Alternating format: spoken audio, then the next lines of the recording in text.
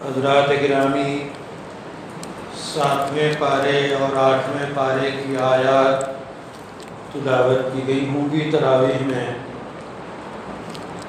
اس سلسلے میں چند سرخیاں 7ویں پارے کے سلسلے میں اللہ تعالیٰ نے اس میں سب سے پہلے یہ بتایا ہے کہ اہل کتاب سے یعنی یہودیوں اور عیسائیوں کا اہل اسلام سے کیا تعلق ہے۔ بہت سے اہل کتاب وہ قریب ترین ہیں اور بہت سے اہل کتاب جو کافی دور ہیں، ان کا تذکرہ ابتدائی آیات میں کیا گیا ہے۔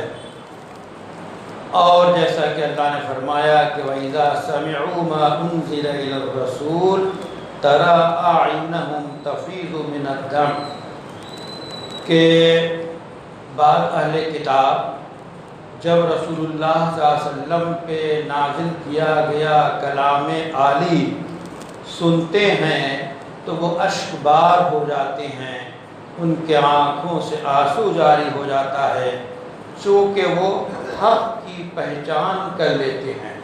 تو بہت سے اہل کتاب ایسے ہیں جو ایمان لائے، اور خاص طور پہ عیسائیوں کی اہل اسلام سے قربت اور ان کے دلوں میں نرمی کا پایا جانا یہودیوں کے مقابلے میں زیادہ ہے۔ شدت اور عداوت اور جو ہے دشمنی وہ یہودیوں کے دل میں مسلمانوں کی طرف سے رچی بسی ہے۔ لیکن کچھ عجیب احوال ہیں اس وقت عالمی جو ہے عالم اسلام کے اور دوسرے عالم کے، کہ یہود ہوں کہ نصارہ، عیسائی ہوں کہ یہودی، یا پھر دیگر مذاہب کے لوگ جن کے اندر ان کی فطرتیں پائی جاتی ہیں، وہ سب کے سب اس وقت متحد ہیں اہل اسلام کے خلاف۔ اور ایسا لگتا ہے کہ رسول اکرم صلی اللہ علیہ وسلم نے جو پیشگوئی فرمائی ہے کہ ایک وقت ایسا آئے گا کہ ساری دنیا جو ہے وہ اہل اسلام پہ ایسا ٹوٹ پڑے گی جیسا کہ دسترخوان سجایا ہو، لذیذ کھانے رکھے ہوں، ان لقموں پر جیسا کہ کھانے والے ٹوٹ پڑتے ہیں، اسی طرح دنیا جو ہے دشمن اہل اسلام پہ ٹوٹ پڑیں گے۔ کچھ ایسے ہی احوال اس وقت پائے جا رہے ہیں۔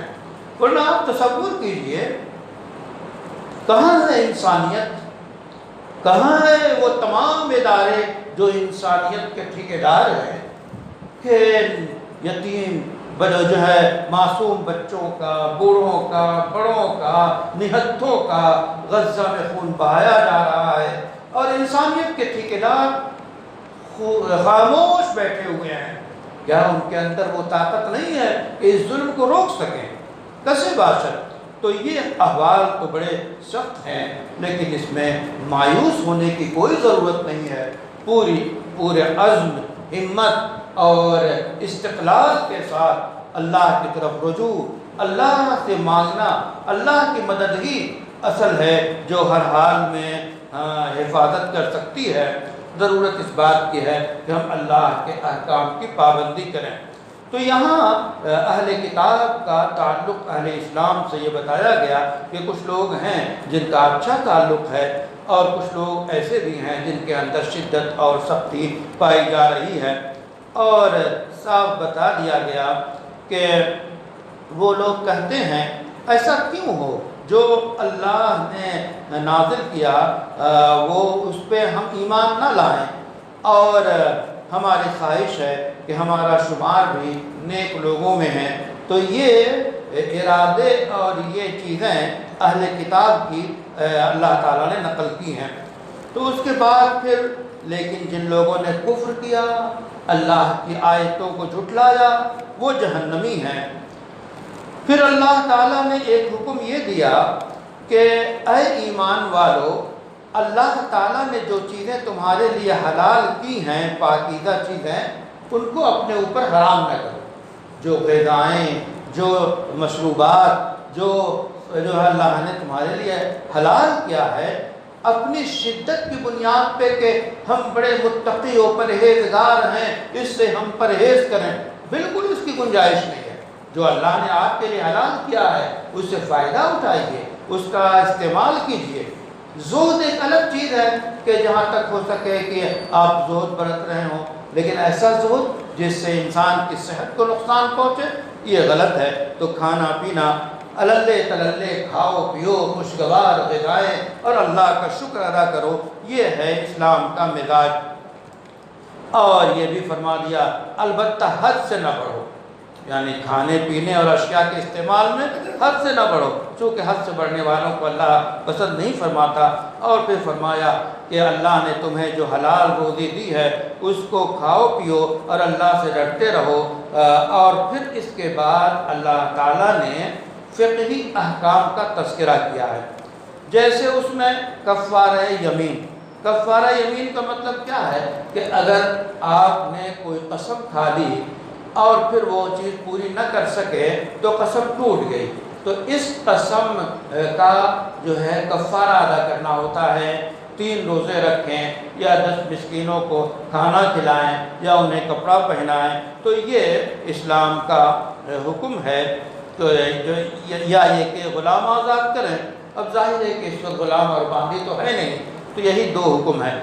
قسم کے سلسلے میں احتیاط کرنی چاہیے، اللہ کا نام بڑا عظیم ہے، بار بار قسم نہیں کھانی چاہیے، ضرورت پڑے تو قسم کھائے۔ امام ابو حنیفہ کتنے مسئلے بیان کرتے تھے، ایک مرتبہ ضرورت پڑ گئی کہ کسی شخص کے متعلق یہ کہا گیا، اس نے کہا ٹھیک ہے میں قسم کھا لیتا ہوں۔ امام ابو حنیفہ لرز گئے اور کہنے لگے یہ لو مال میری طرف سے اس کو ادا کر دو، اور اس کو قسم کھانے نہیں دیا۔ یہ تھا اللہ کے نام کا احترام ہمارے بزرگوں کے ہاں۔ اس لیے بعض قسم آدمی یوں ہی بے تکی کھاتا رہتا ہے ہر وقت، تو اس سے بھی پرہیز کیا گیا ہے۔ قسم کی 3 قسمیں یہاں بیان کی گئی ہیں۔ تو ایک ہے جھوٹی قسم، یمین غموس، جھوٹی قسم کھانا، یہ گناہ کبیرہ ہے، اس سے پرہیز کرنا چاہیے۔ تو یہ گویا قسم کی اسی طرح اس میں شراب کی حرمت کو بیان کیا گیا کہ شراب جو ہے وہ حرام ہے۔ اسی طرح انما الخمر والمیسر، شراب بھی حرام ہے اور جوا بھی کھیلنا حرام ہے۔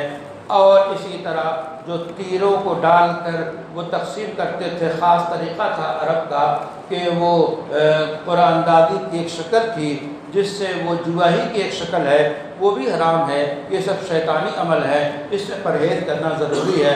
آج کی دنیا میں جو بہت سے کوپن اور لاٹری سسٹم جو ہے، یہ سب کا سب جوا ہے، اور جوئے کی بہنیں اور ان کی قسمیں ہیں، ان سے گریز کرنا چاہیے۔ اگر کوئی مول یہ اسکیم رکھے کہ ہمارے یہاں سے جو 2000 روپے کی خریداری کرے گا تو اس کو ہم ڈسکاؤنٹ دیں گے، تو یہ اس میں ناجائز نہیں ہے، اس سے فائدہ اٹھا سکتے ہیں، ایک طرح کا انعام ہے۔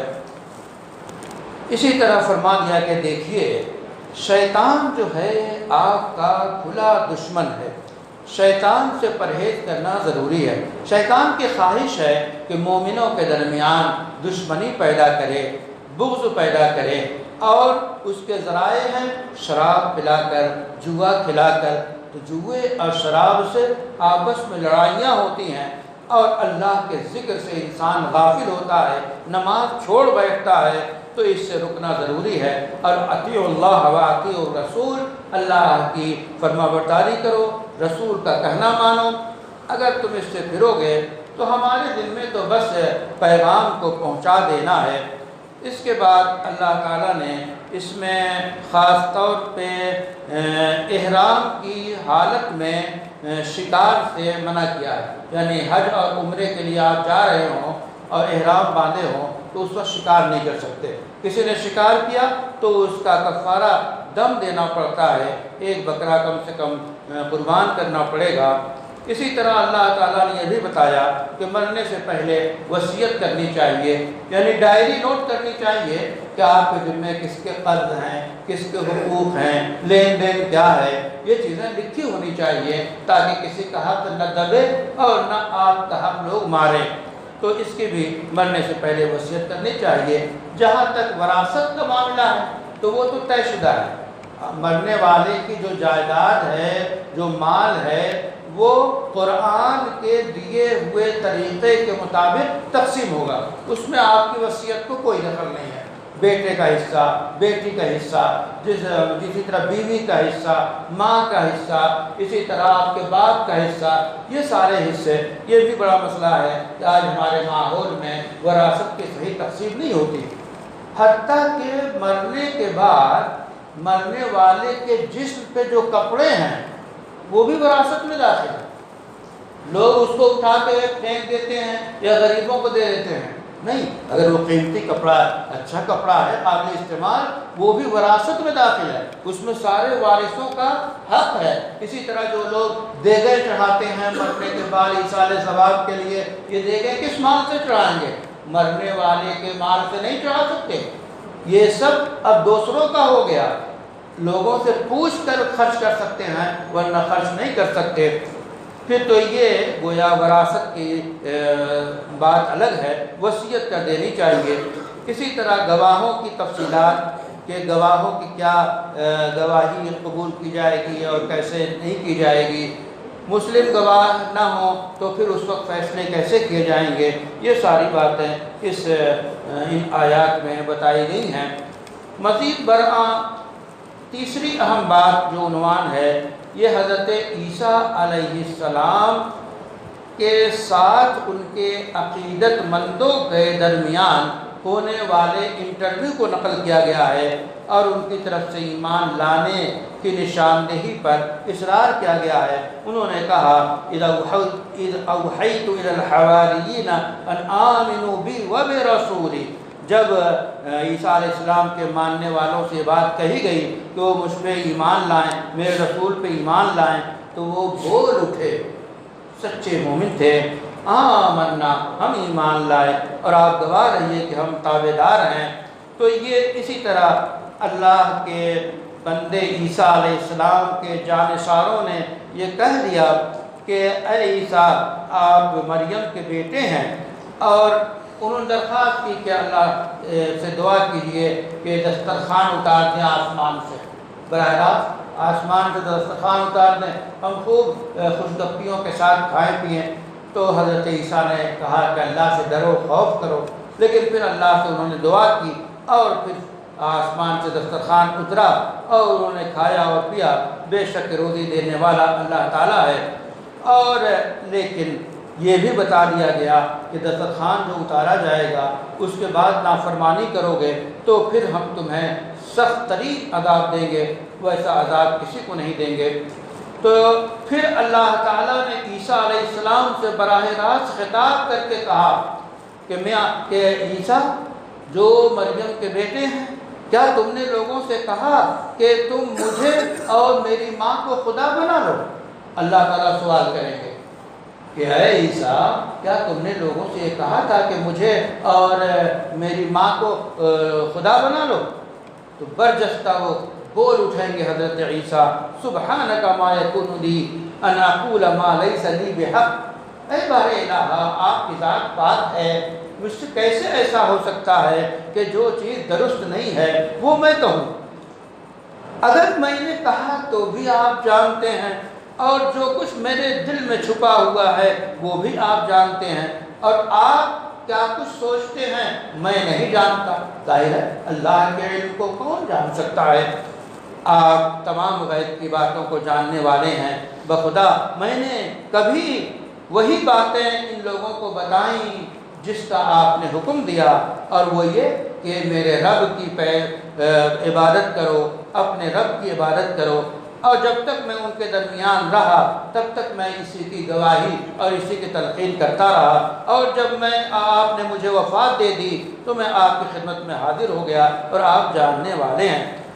حضرت عیسیٰ علیہ السلام کے بارے میں یہ بات واضح ہے کہ عیسیٰ علیہ السلام کو اللہ تعالیٰ نے زندہ اٹھا لیا ہے اور وہ پھر قیامت کے قریب تشریف لائیں گے، حضرت محمد صلی اللہ علیہ وسلم کی پیروی کرتے ہوئے اسلام کی نشر و اشاعت کریں گے۔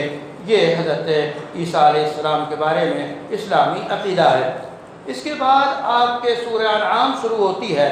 سورہ انعام یعنی انعام چوپائے، اونٹ ہیں، اسی طرح بکرے ہیں، اسی طرح بھینسیں ہیں، گائیں ہیں، تو یہ بھیڑیں ہیں، یہ سب انعام میں داخل ہیں۔ تو اس میں اس کا تذکرہ ہے، اس واسطے سورہ کا نام رکھا گیا۔ سورہ انعام میں سب سے بنیادی بات جو بتائی گئی ہے وہ توحید کی، اللہ ایک ہے۔ اسی طرح دوبارہ انسانوں کو زندہ کیا جائے گا، اسی طرح نبوت کے سلسلے میں کیا عقیدہ ہونا چاہیے یہ بتایا گیا ہے۔ یہ بھی بتایا گیا ہے کہ اللہ کی نشانیوں کا تذکرہ کیا گیا ہے۔ یہ بھی بتایا گیا ہے کہ حق کو جھٹلانے والوں کے ساتھ کس طرح کا برتاؤ ہونا چاہیے، نصیحت کا انداز، فہمائش کا انداز، اور نہ ماننے کی صورت میں ان کی سرزنش ہوگی، اس کا اسلوب بھی ان آیات میں موجود ہے۔ اور یہ بھی بتایا گیا کہ ذرا یہ دیکھو کہ تم سے پہلے جن لوگوں نے نافرمانیاں کی ہیں ان پہ کیسے عذاب آیا، اس سے سبق لینا چاہیے۔ اسی طرح اس سورہ انعام میں یہ بھی بتایا گیا کہ حضرت ابراہیم علیہ السلام نے اپنی قوم سے کیسی کیسی بحثیں کی ہیں، اور اللہ کے طرف سے اللہ تعالیٰ کے دلائل کو انہوں نے بیان کیا ہے، اور ان سارے عقیدوں کو کھول کر ان مباحثوں میں بالکل واضح کر دیا گیا ہے۔ اور عقیدے کو ثابت کرنے کے لیے جو اہم بحثیں ہیں وہ اس میں کی گئی ہیں، تاکہ لوگ ایک اللہ کو پوجیں اور اللہ کی نافرمانی نہ کریں۔ اور اسی کے ساتھ یہ بھی بتایا گیا کہ اللہ کی مخلوقات میں، اللہ کی کائنات میں غور و فکر کے ذریعہ ایمان کی آبیاری کی جائے، اللہ کی عظمت و کبریائی کو تک پہنچا جائے۔ یہ بہت اہم موضوع ہے۔ قرآن جو ہے بار بار دعوت دیتا ہے، ان فی خلق السماوات والارض، آسمانوں کی پیدائش میں، زمین کی پیدائش میں، رات کے چھوٹی ہونے میں، دن کے بڑے ہونے میں، سورج میں اور چاند میں غور کرنے کو قرآن کہتا ہے غور کرو۔ یہ غور کرنا الگ الگ سطح کا ہوتا ہے۔ ایک ہم اور آپ غور کرتے ہیں تو بھی اللہ کی نعمت کو پہچانتے ہیں اور اللہ کی قدرت کے ہم قائل ہیں کہ ظاہر ہے کہ اللہ ہی پیدا کر سکتا ہے۔ یہ لپ و دپ آسمان، یہ لمبی چوڑی زمین آخر کس نے پیدا کی سوائے اللہ کے؟ کوئی نہیں۔ پھر ایک ہے ان کے ایکسپرٹ، ان کے ماہرین کا غور کرنا، ماہرین ارضیات، زمین کے جو ماہرین ہیں، فلکیات کے جو ماہرین ہیں، چاند و سورج کے جو ماہرین ہیں، وہ جس انداز میں غور کرتے ہیں تو اس سے افق کھلتے ہیں، تحقیقات ہوتی ہیں۔ یہی آج سائنس یہی ہے، اور جتنی سائنس کی بنیادی باتیں اور اصول ہیں وہ سب مسلم سائنسدانوں نے رکھی ہیں۔ آج کے یورپ نے سائنسی جو بھی ترقیات کی ہیں وہ مسلم سائنسدانوں کی بنیادوں پہ کی ہیں، اور ان کی کتابوں کو نام نہیں لیتے، ان کا حوالہ نہیں دیتے۔ ضرورت اس بات کی ہے کہ ہم اس وقت اپنے نوجوانوں کو، اپنے لوگوں کو ایسے علوم پڑھائیں جو ٹیکنالوجی اور تحقیقات میں وہ آگے بڑھیں، جیسا کہ آپ کے ہی علاقے کے ابوالکلام جو صدر مملکت رہے ہیں، انہوں نے کوشش کی تو بابائے میزائل کہلایا۔ یہ کوئی معمولی کام نہیں۔ تو ایسی پیش رفت کرنا قرآن بار بار غور و فکر کی دعوت دیتا ہے، اس کے لیے مستقل لوگوں کو خاص کرنا چاہیے، جس طرح ہر علوم کے لیے لوگ خاص کیے گئے ہیں۔ تو یہ وہ باتیں ہیں جو کہ گوش گزار کی گئی ہیں آپ کے 7ویں پارے اور سورہ انعام کے سلسلے میں۔ اسی طرح آپ کے 8ویں پارے کے سلسلے میں جو آغاز ہے وہ یہ ہے کہ ان میں بھی بہت سے مسائل کا ذکر کیا گیا ہے جن کا تعلق عقیدے سے ہے۔ جیسے اہم ترین بات کہی گئی ہے کہ آپ کون سا ذبیحہ کھا سکتے ہیں، ذبیحہ بغیر اللہ کے نام کے حلال نہیں ہو سکتا۔ بسم اللہ پڑھ کے جو ذبح کیا جائے گا جانور، اور جانور بھی حلال ہو، بکرا ہو، جو چیزیں حلال ہیں اس کو جب تک بسم اللہ پڑھ کے ذبح نہیں کریں گے وہ حلال نہیں ہوگا۔ اللہ کا نام لینا ضروری ہے۔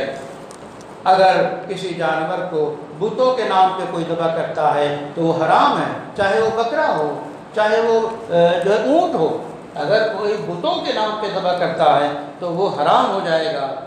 اور تو آؤ، اگر کوئی آستھا یعنی آپ کے اس پہ کسی قبر کے نام پہ کوئی ذبح کرتا ہے تو حرام، حلال نہیں رہے گا جانور۔ قبر کے اندر جو دفن ہے جو شخصیت، اس کے نام پہ اگر کسی نے ذبح کر دیا تو ذبیحہ حرام۔ معین الدین چشتی علیہ الرحمہ کے نام پہ اگر کوئی کرتا ہے تو حرام ہو جائے گا۔ اس لیے غیر اللہ کے نام پہ ذبح کرنا ہی تبھی حلال ہوگا۔ یہ بہت اہم باتیں بتائی گئی ہیں۔ اور اسی طرح یہ بھی طے ہے کہ جو یہ کہا گیا ہے کہ اہل کتاب کا ذبیحہ حلال ہے، بشرطے کہ وہ اہل کتاب ہوں بھی۔ آج کے لوگ جو اہل کتاب کہلاتے ہیں بے شمار دہریے ہوتے ہیں، وہ جانتے ہی نہیں کچھ، تو اس لیے ذبیحے کے سلسلے میں وہ گوشت جو ان کمپنیوں اور ان ملکوں سے آتا ہے جو اہل کتاب ہیں، اس سلسلے میں احتیاط کرنی چاہیے کہ واقعی وہ حلال ہے یا نہیں۔ تو گوشت کے سلسلے میں یہ بات جانوروں کے متعلق بتائی گئی۔ اسی طرح ایک اہم بات یہ بتائی گئی کہ ہدایت و گمراہی، ہدایت ہو یا گمراہی ہو، یہ براہ راست اللہ کے ہاتھ میں ہے۔ رسول اللہ صلی اللہ علیہ وسلم نے بہت چاہ کر بھی اپنے چچا ابو طالب کو ہدایت کا سامان نہیں کر سکے۔ اور حدیث میں آتا ہے، بخاری کی روایت ہے آخری، کہ وہ جو ہے اس طرح جہنم میں ہوں گے، وہ یا ان کے پاؤں آگ میں ہوں گے اور جل رہے ہوں گے، اور ان کے سر جو ہے ہانڈی کی طرح پک رہا ہوگا جیسے کہ ہانڈی جوش مارتی ہے۔ تو ہدایت اور گمراہی یہ اللہ کے ہاتھ میں ہے۔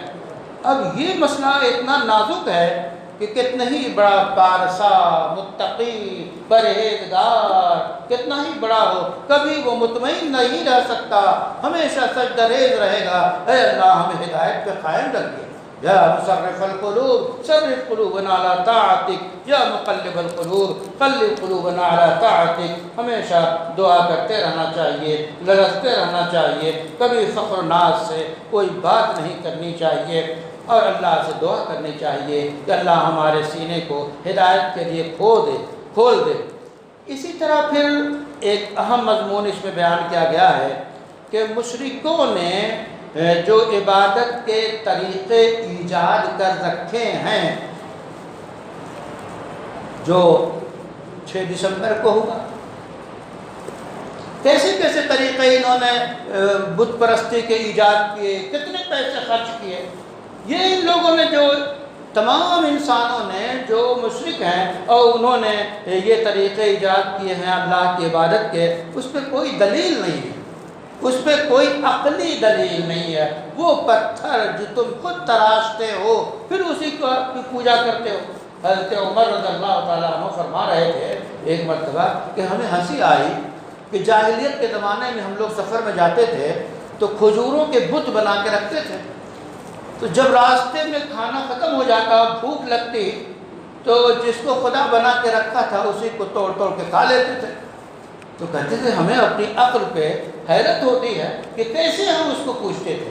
اس واسطے عقل کا تقاضا یہ ہے کہ صرف اور صرف اللہ کی پوجا کی جائے۔ اسی طرح سورہ انعام میں کے آخری حصے میں 10 مختلف تاکیدات کی گئی ہیں، ان کا بھی سمجھنا اور ان کے مطابق عمل کرنا ضروری ہے۔ اولاد کا قتل حرام ہے، اللہ کی نافرمانی حرام ہے، اور اس طرح کے مسائل مزید بیان کیے گئے ہیں۔ اسی طرح اس کے بعد اس میں سورہ اعراف کی ابتدا میں اللہ تعالیٰ رحمان اور شیطان کے درمیان تفصیلی گفتگو، جب اللہ نے شیطان سے پوچھا کہ تم نے آدم کو سجدہ کیوں نہیں کیا، تو شیطان نے کہا چونکہ آپ نے مجھ کو آگ سے پیدا کیا ہے، آدم کو مٹی سے پیدا کیا ہے، میں انا خیر میں اس سے بہتر ہوں۔ تو یہ مکالمے اللہ تعالیٰ اور شیطان کے درمیان جو ہوئے ہیں اس کو بھی نقل کیا گیا ہے، اور پھر اس سے سبق نکلتا ہے کہ اللہ کی ماننا اصل ہے۔ اسی طرح شیطان نے ہمارے جد امجد حضرت آدم اور محترمہ دادی حوا علیہ السلام کو کیسے پھسلایا اور بہکا کر ان کو وہ درخت سے جو اس کا کھانا منع تھا کھلا دیا، اور پھر اس کے اثرات ظاہر ہوئے، پھر ان کو توبہ کی توفیق ہوئی۔ یہ چیز بھی بتائی گئی، اس لیے بتائی گئی ہے تاکہ ہم اور آپ شیطان سے چوکنا رہیں، شیطان سے بچتے رہیں۔ اسی طرح آپ کے شیطان نے آدم کے ساتھ کیا کچھ کیا، اور پھر اللہ تعالیٰ نے براہ راست خطاب کیا کہ شیطان سے بچنا اور پرہیز کرنا اور اللہ کی نصیحتوں کو قبول کرنا ضروری ہے۔ اس کے بعد اس میں بتایا گیا ہے، تینوں طبقوں کا ذکر کیا گیا ہے، جنتیوں کا، جہنمیوں کا اور اہل اعراف کا۔ اعراف وہ لوگ کہلاتے ہیں جو ابھی جنت میں بھی نہیں گئے ہوں گے اور جہنم میں بھی نہیں گئے ہوں گے، بیچ کی جگہ۔ تو ان تینوں کے متعلق بھی ان آیات میں گفتگو کی ہے، اور پارے کے اختتام میں 5 قصوں پر یہ ختم ہوتا ہے۔ اس لیے ہمارا فرض بنتا ہے کہ ہم اللہ کی باتوں کو جھٹلانے والوں کی ہلاکت کے جو اسباب ہیں، اللہ کو جو جھٹلاتے ہیں وہ کیوں ہلاک کیے گئے، نافرمانی کی بنیاد پہ، گڑھنے کی بنیاد پہ اور سرکشی کی بنیاد پہ، تو ہم اس سے اسباب کو تلاش کریں اور خود سے کو اپنے آپ کو ہم اس سے بچائیں۔ تو یہ وہ کچھ رہنما خطوط تھے جو ان صورتوں اور ان آیات میں بیان کیے گئے۔ اللہ تعالیٰ سے دعا ہے کہ اللہ تعالیٰ ہمیں قرآن کریم پہ عمل کرنے اور اس کے مطابق زندگی گزارنے اور اس کے پیغام کو عام کرنے کی توفیق عطا فرما۔ ربنا هب لنا من ازواجنا وذرياتنا قرة اعين واجعلنا للمتقين اماما۔ اے اللہ ہماری مدد فرما، ہماری مغفرت فرما، ہمارے ماں باپ کی مغفرت فرما، اے اللہ ہمارے عقیدوں کی مغفرت فرما، ہمارے استادوں کی مغفرت فرما، تمام مومن مردوں مومن عورتوں کی مغفرت فرما، اے اللہ اہل اسلام کی مدد فرما، مظلومین کی مدد فرما، غزہ، فلسطین، ریحہ اور جتنے مقامات ایسے ہیں جہاں جہاں چپے چپے جہاں پہ ظلم ہو رہا ہے، اے اللہ ظالموں کو تباہ و برباد کر، اے اللہ انہیں ہدایت دے یا انہیں تباہ و برباد کر، اے اللہ رمضان کی بھلائیاں، نیکیاں، بھلائیاں اور مغفرتیں، رحمتیں سب ہمیں عطا فرما۔ ربنا تقبل منا انک انت السمیع العلیم وتب علینا انک انت التواب الرحیم برحمتک یا ارحم الراحمین۔